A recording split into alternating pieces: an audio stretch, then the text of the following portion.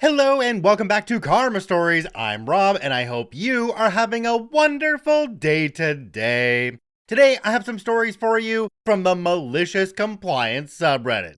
Let's just jump right in. This story comes to us from Regex is Easy. Can't get simple office accessories? I'll bring my own. About 12 or 13 years ago, on my very first job, I was hired as a network administrator at a newly established state-owned company. Everything there was new, including the processes for requesting office accessories. I was settled in an office room with the bare minimum of office supplies. I wrote down a list of several simple items to request from the support department.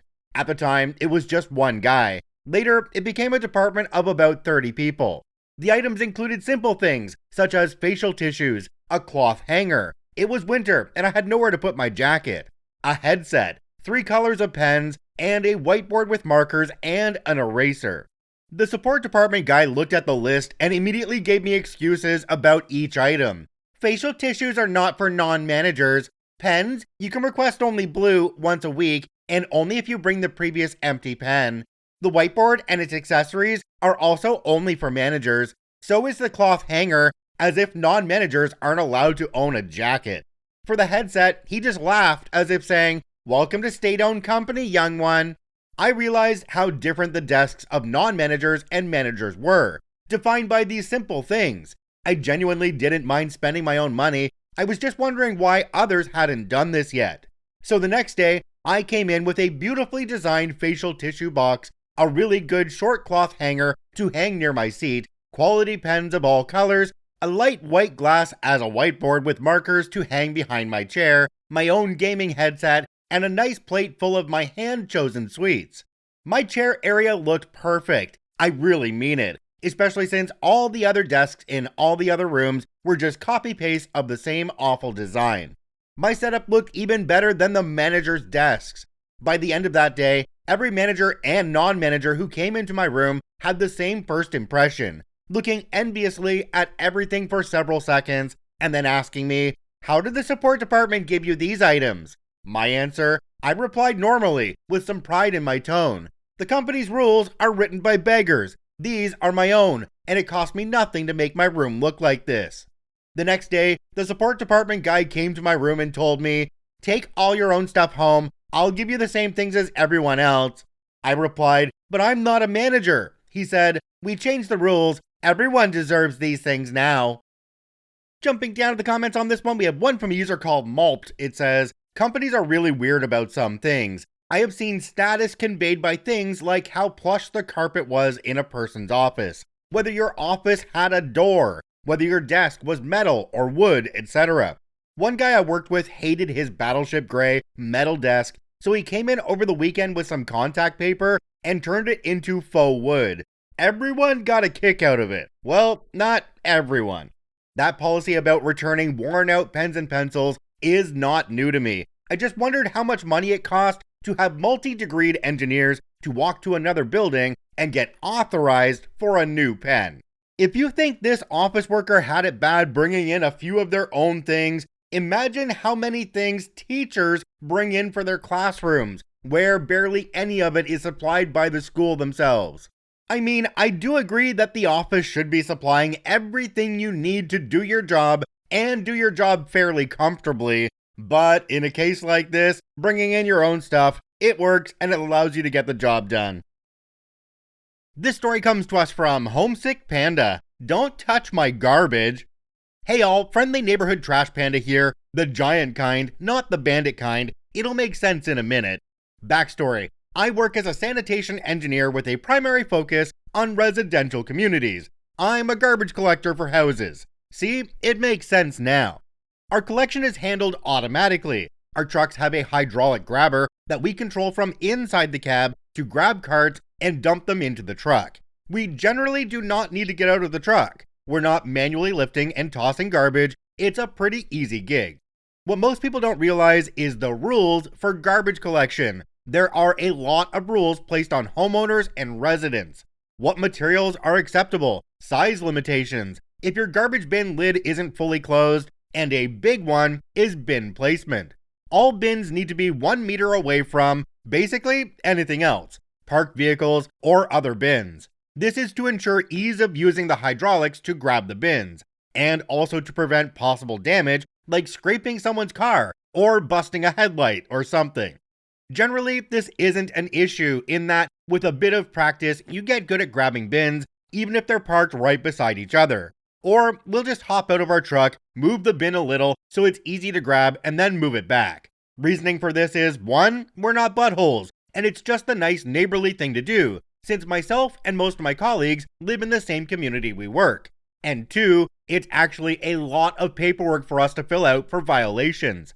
So it's significantly easier to just take the 30 seconds to move the bin than the 5 minutes to do all the paperwork to issue a violation ticket. Story: we service a community that does both garbage and recycle on the same day. 2 bins, 2 trucks, 2 drivers. Most residents will put both bins side by side, touching each other. A violation.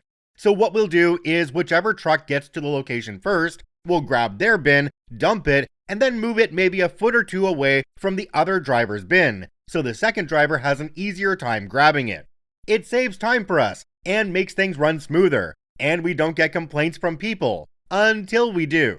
A resident complained that we were moving her bins, and word traveled to the higher-ups. Myself and my colleague got disciplined, instructed to place bins back exactly where we got them from, and then were monitored via our dash cams for a few weeks to ensure compliance.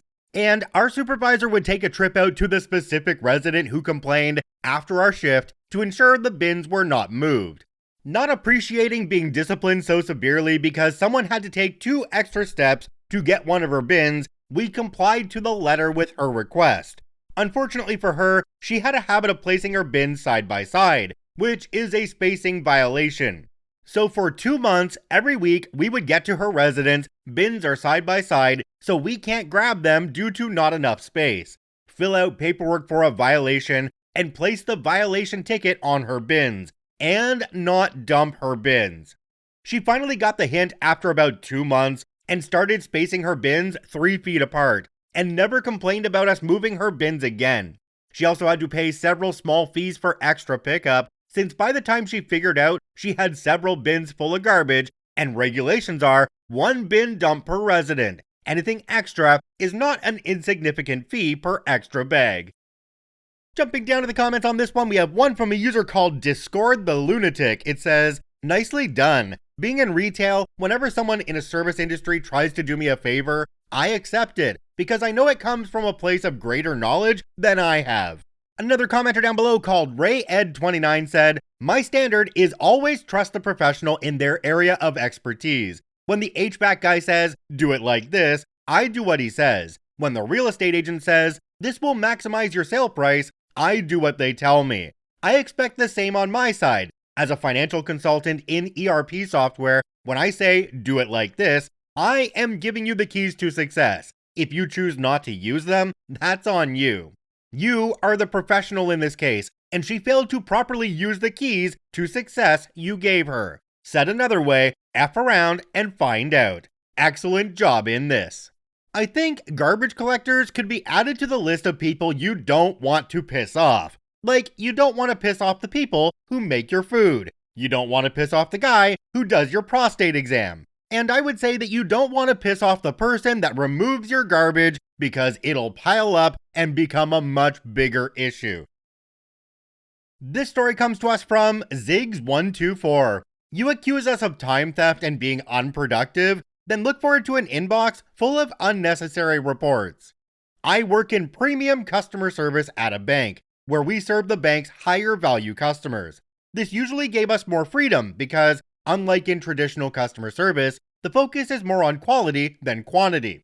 However, since regular customer service team leaders took over the project, our freedoms have become more restricted. We were accused of time theft because we didn't log out for 2 minutes to go to the bathroom. All of a sudden, we had to report whenever we are not productive. Many of us were threatened with warnings that could lead to us losing our jobs, and even if we just needed to talk to other colleagues about a customer case, we had to let them know. Otherwise, we could be accused of unproductive behavior. And well, we complied. A little too ambitious. Every time we went to the bathroom, We reported it to our project managers by email. Every time we went to get a drink, we reported it. Every time we took a break, we reported it. Every time we talked to a colleague about a customer case, each of the two colleagues reported it separately to the project managers by email. Every time we left our computers, no matter what for, we reported it by email to the project manager's mailbox. After a while, the project manager's mailbox was so full that even important emails were overlooked because there were too many of them. The project managers were completely overwhelmed, and shortly afterwards, the rules were abolished again. Jumping down to the comments on this one, we have one from a user called Hizir404. It says, "Why do people that are higher up in the chain always think they know better? Something like a mandatory 6 months of working in the low end would show them what's good or bad." Gosh, I've said that so many times here. If managers only had to spend time actually doing the job that they are managing, then they would be so much better at what they're doing. One of the companies that I worked for in the past required every single person who joined that company, from head office down to the lower end, to actually spend 3 weeks in the stores doing what the employees in the stores do. Yes, it was only 3 weeks, but it was enough time to really get a handle on what actually goes on at the store level, even for those people who were being hired on as executives in the head office. It was actually one of the best run companies that I've ever been in, even though the guy at the top was a gigantic dick. This story comes to us from Verdon Leafglow, the Teacup's new home.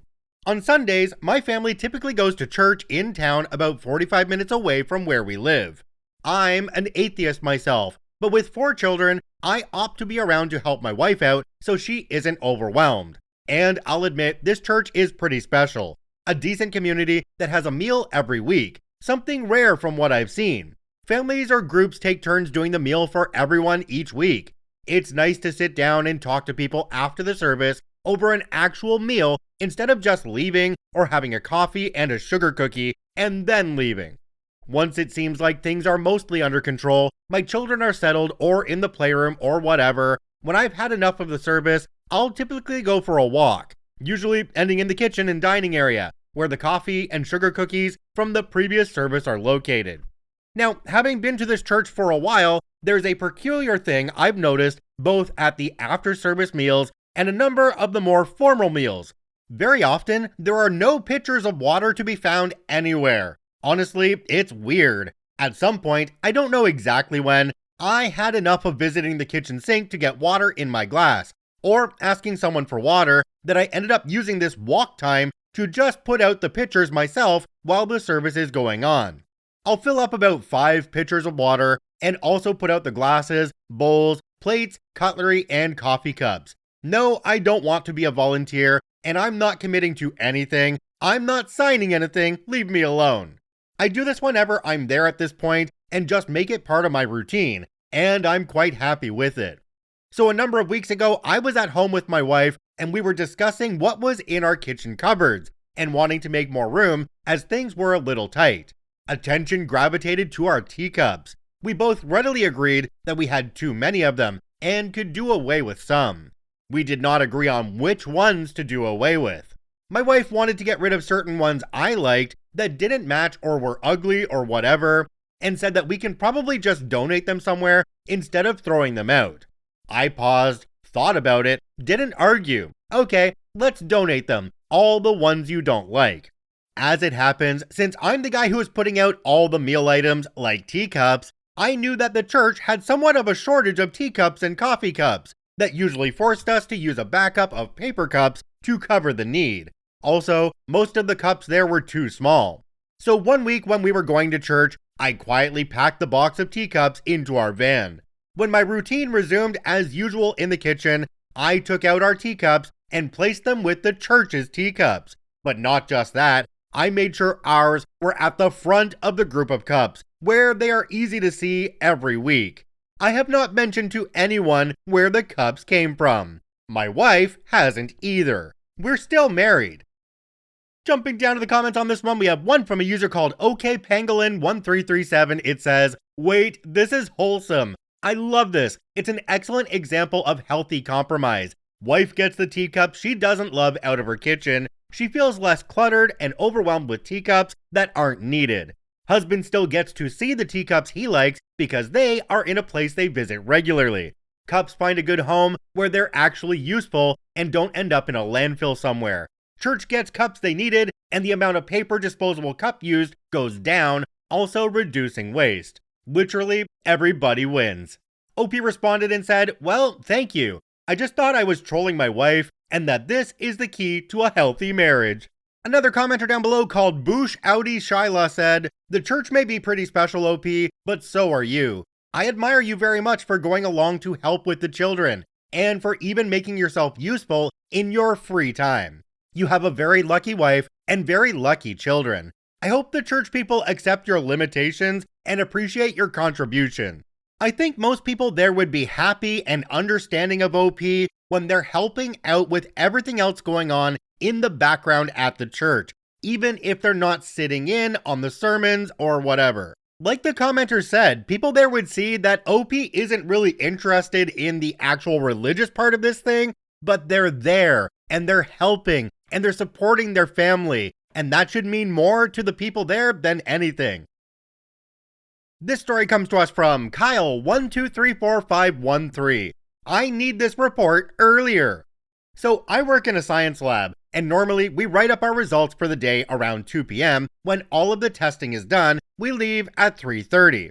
The boss's boss, being mostly admin and managerial, works 9 to 5.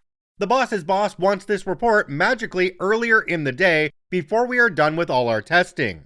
He walks into the lab holding one of the reports. This is paraphrased.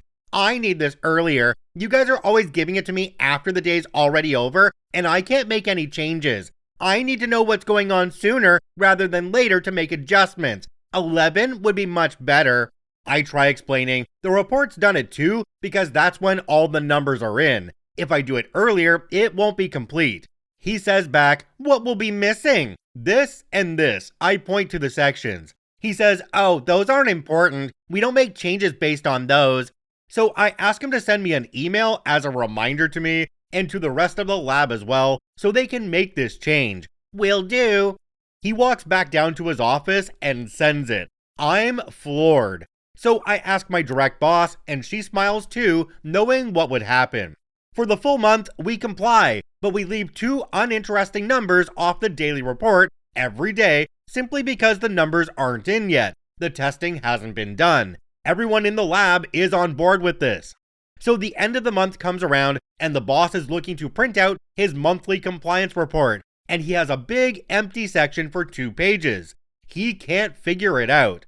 All of us have left by 3:30, and what should be a simple 5-minute print and hole punch job he does at the end of every month, he has to go find where 2 points of data are kept. Boss's boss was stuck staying late on the last day of the month to get the report in. My boss ignored his calls for a few hours, but finally gave in around 7 to get back to him to tell him where he could find the numbers. Everything is labeled in the lab. He should have been able to resolve it himself. He was there till about 8 putting data in. Jumping down to the comments on this one, we have one from a user called Feeding Coxie's Army. It says, "You left us hanging. Did boss request you go back to 2:30 report times, or are you still leaving out the 2 results he deemed unimportant?"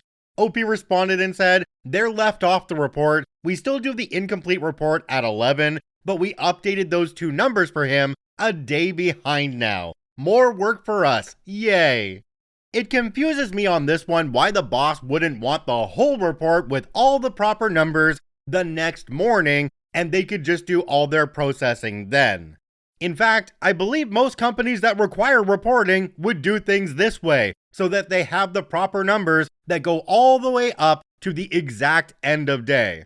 Now, when OP had to start adding in those numbers again on the next day, they said, "Yay, more work." But was it really more work when you were adding them into the reports earlier anyway?